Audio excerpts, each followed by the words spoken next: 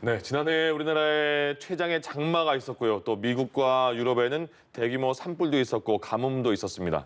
자, 이렇게 기후 위기가 현실로 점차 다가오고 있는 상황입니다. 네, 그만큼 환경의 중요성과 함께 정부의 대응도 중요해지고 있는데요. 한정의 환경부 장관 모시고 이야기 나눠보도록 하겠습니다. 어서 오십시오. 네, 안녕하세요. 예. 네. 1월 22일에 취임하셨더라고요. 예, 두 달이 22일에 좀 넘은 것 같습니다. 네. 예.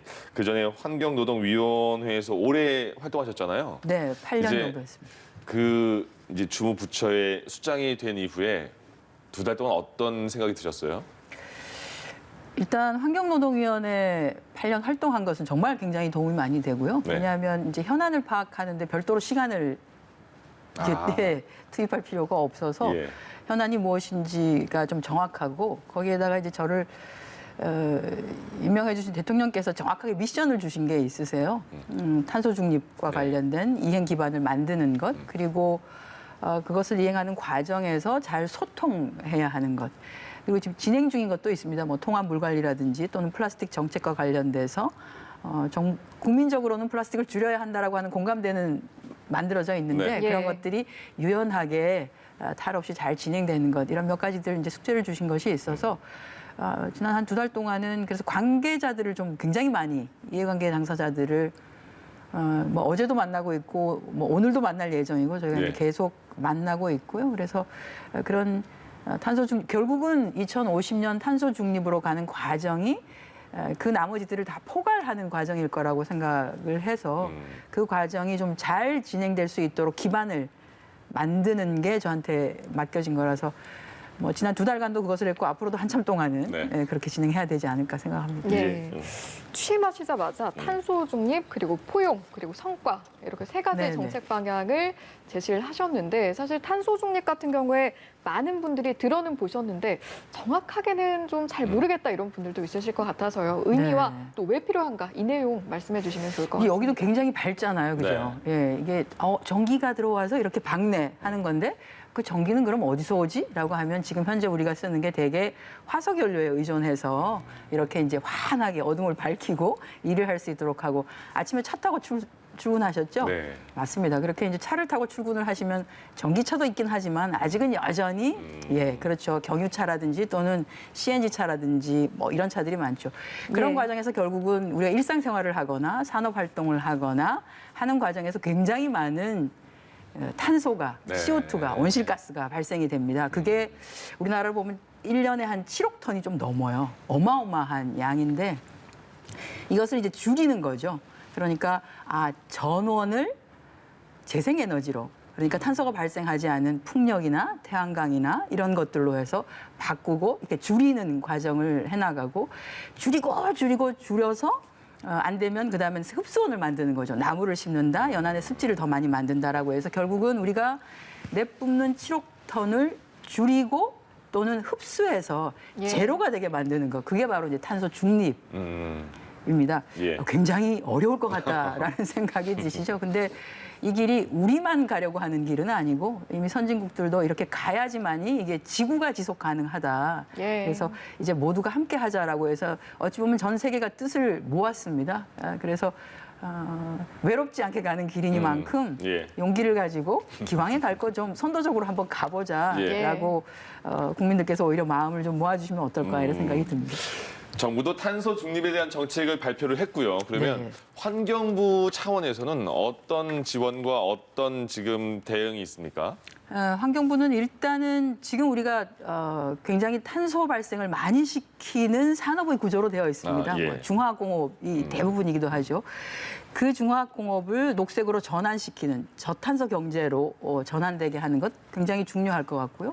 또 하나는 새로운 저탄소 경제를 또 키워나가는 것. 이게 이제 새로운 일자리를 만드는 녹색의 일자리를 만드는 것이기 때문에 예. 이 부분이 또 중요할 것이고요. 이런 과정이 좀 충격을 최소화하게 공정한 전환이 좀 될 수 있게 하는 것. 이 한 세 가지 정도를 크게 보면은 포용적인 어찌 보면은 저탄소 경제로의 전환을 위한 목표라고 할 수 있고 그 과정에서 저희가 한 10대 부문별 전략을 마련하려고 합니다. 가장 큰 게 이제 에너지 부문 그리고 산업 부문, 네. 뭐 수송 부문 이렇게 되겠는데요.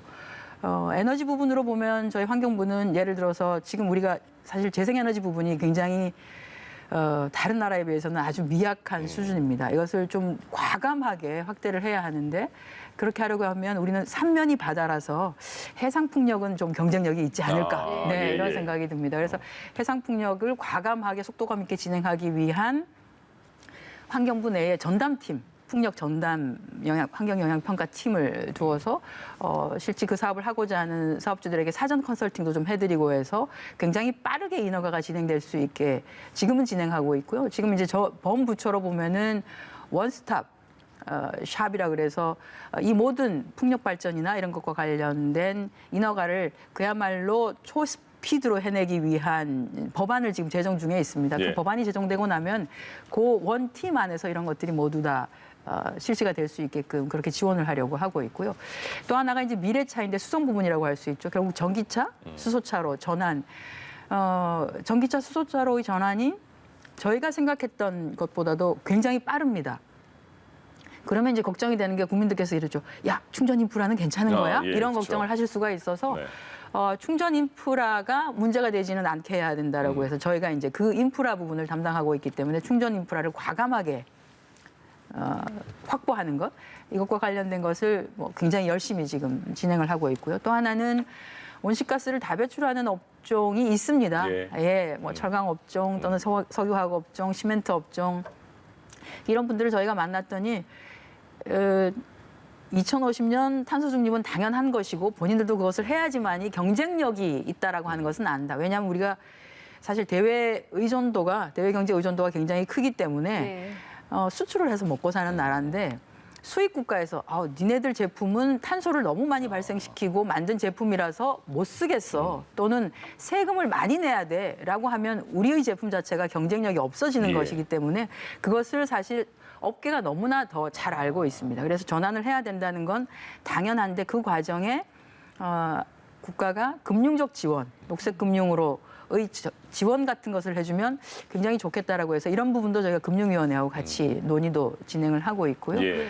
아무튼 이렇게 잘 진행되게 하기 위해서 환경부가 지원하고 또는 새로운 것을 만들고 하는 것 이것에 최선을 다하고 또 하나가 저희가 이제 가장 중요한 것 예. 중에 하나가 순환 경제 부분인데요. 이게 뭐냐면 저희가 이제 유기성 폐자원 유기성 폐자원이 많습니다. 우리 도시에서 나오는 거는 뭐 식품업계에서 나오는 음식물 찌꺼기 같은 것이 있을 수 있고요. 음식물 쓰레기가 네. 우리 가정에서도 나오는 식당에서도 나오는 이런 것들도 있을 수 있고요. 예.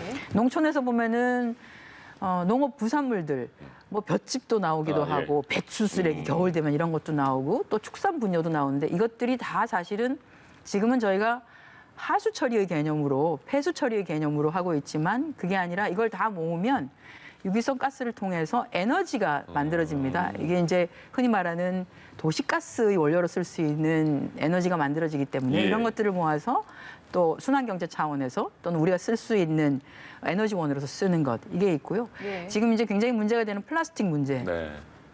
플라스틱을 우리가 앞으로도 한참 동안은 쓸 수밖에 없습니다. 없는데 예. 이게 1년에 나오는 폐기물 양이 한 1,000만 톤 정도가 돼요. 어마어마한 양인데 이것은 이제 지금은 다 매립하거나 그게 아니면 소각을 해서 소각을 한다는 건 또 CO2를 발생시키는 거죠. 예. 네. 그런데 석유화학 업계로 보면은 이 플라스틱을 다시 녹여서 석유화학 업계의 원료로 다시 쓸 수가 있습니다. 그래서 이 사이클을 또 만드는 것 예. 이것이 우리가 탄소 중립으로 가는데 반드시 들어가야 되는 부분이고 하기 때문에 이런 순환경제 부분에 있어서는 저희 환경부가 더 빠른 속도감으로 네. 더 많은 R&D나 지원을 통해서 빨리 좀 진행될 수 있게 하려고 하는 노력도 기울이고 있습니다. 아유, 하필 또 제가 플라스틱 물병을 여기다 넣어서 부끄럽습니다. 어머 보이네요. 아닙니다. 근데 그 많은 분들이 네. 먹고 살기 힘들다라는 말씀 많이 하시는데 네. 그게 또 경제 문제잖아요. 그렇습니다. 근데 여기 경제 문제는 바로 피부로 와닿는데 환경 문제는 들을 때는 알 것 같은데 막상 실제로 실천하는 분들이 많나 싶기도 하거든요. 그게 이제 국민들한테 스며들게 하는 정책 필요할 것 같아요.